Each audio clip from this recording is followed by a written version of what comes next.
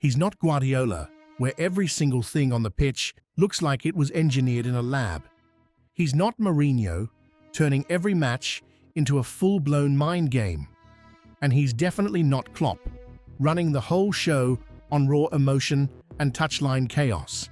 There's something about Carlo Ancelotti that's genuinely hard to put into words. And I don't mean strange, like drama, controversy, the kind of stuff that makes headlines or blows up a dressing room. No, it's a different kind of strange. Here's the thing. In football, most elite managers get defined by one word: control, intensity, obsession. But Ancelotti, he just doesn't fit that box. And yet, somehow, he keeps ending up in the exact same rooms where those guys usually rule, right at the very top of the game, in the pressure cooker jobs, surrounded by superstars, places where one wrong step and the whole thing comes crashing down. Different countries, different cultures, different languages, but honestly, it's the same story everywhere. Chaos waiting to happen. And somehow, Ancelotti just walks in and things settle down. Not perfectly, not always pretty, but in a way that almost feels too simple for the level he's operating at. So here's the real question. How does a guy who doesn't even look like he's in control of anything manage to not just survive, but actually win in the most unstable dressing rooms in world football? Because when you look closely, it doesn't feel like he's forcing anything at all. It feels more like he's just reading the room and adjusting to what's already there. And that right there might be the first real clue to figuring this guy out. Look closer at Ancelotti, and you'll notice something people get wrong about him all the time. He doesn't really control teams. Not the way most managers do anyway. He's not the type to walk in and micromanage every touch, every run, every reaction on the pitch. Instead, he does something completely different. He builds teams that don't even need constant control in the first place. And that's a totally different philosophy, because in big clubs, the ones stacked with superstars, real direct control is basically an illusion anyway. Not because the manager's weak, but because of what these environments actually are.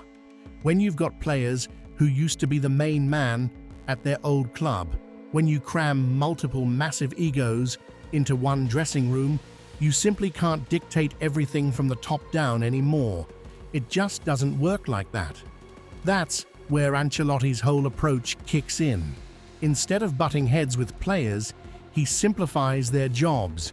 No overcomplicated tactics, no rigid step-by-step instructions, just simple ideas. He's not telling players exactly what to do every single second. He's telling them where they're allowed to be free. And that freedom isn't just handed out randomly. It's designed.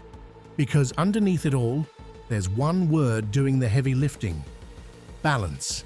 Give one player more freedom, someone else picks up the structure.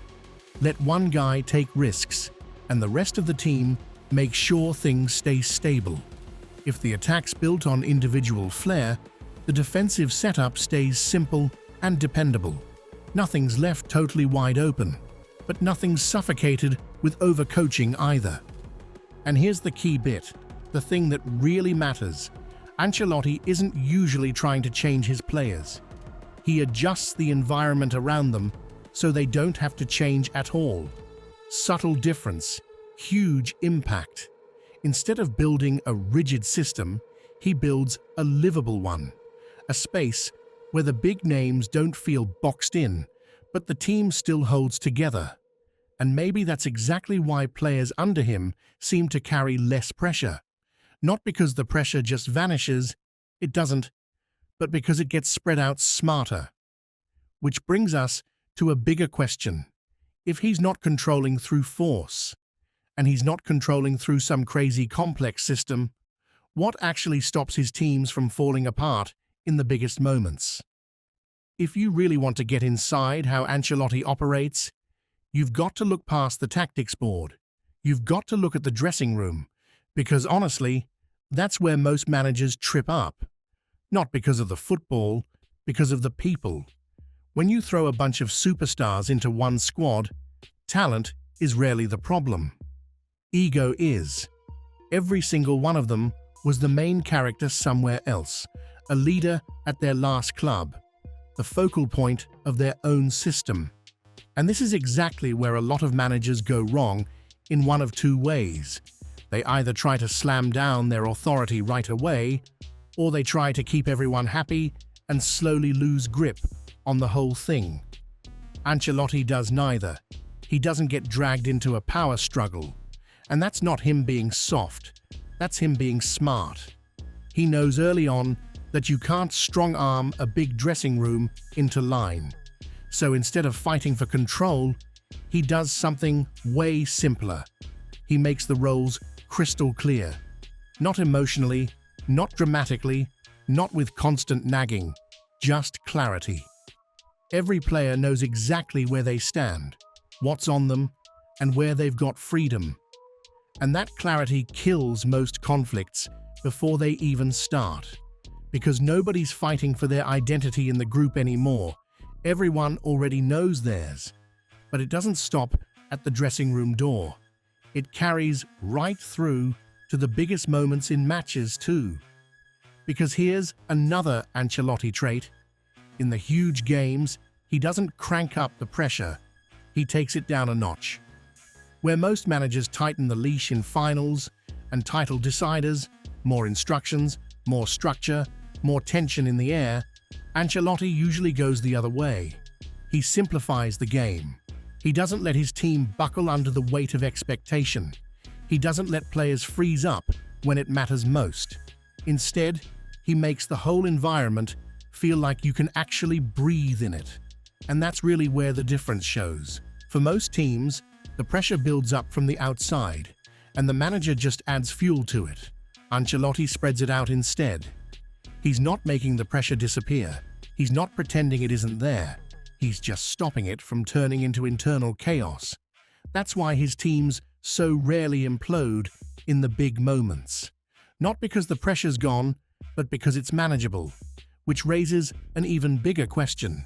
If he's not leaning on strict control, not playing psychological warfare, not running some complicated system, why does this whole approach only click with certain teams and completely flop with others?